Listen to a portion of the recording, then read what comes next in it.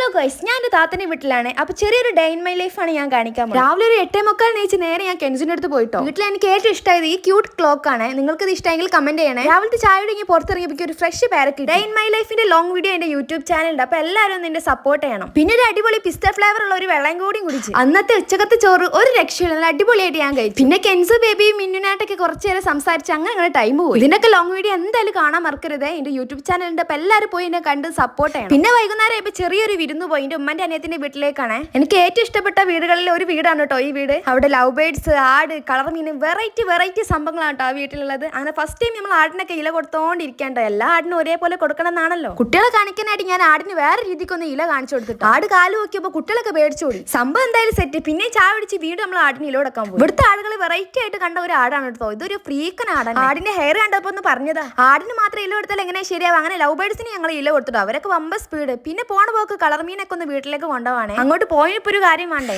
അങ്ങനെ മീനൊക്കെ സേഫ് ആക്കി മറ്റൊരു പാത്രത്തിലേക്ക് മാറ്റി ഉച്ചക്കുണ്ടാക്കിയ ഡ്രിങ്ക് ബാക്കി ഉണ്ടായിരുന്നു. അപ്പൊ അതും കൂടി നമ്മളെ വീഡിയോ ആദ്യമായിട്ടാണ് കാണുന്നവരുണ്ടെങ്കിൽ ലൈക്കും ഷെയറും കമന്റും സബ്സ്ക്രൈബ് ചെയ്യാൻ മറക്കരുത്. അങ്ങനെ രാത്രി പടക്കൊക്കെ പൊട്ടിച്ച് സെറ്റ് ആക്കി. അപ്പൊ ഇന്നത്തെ വീഡിയോ എത്ര ഉള്ളൂ. Tata bye, see you. നമ്മുടെ ഫുൾ വീഡിയോ കാണാൻ മറക്കരുതേ.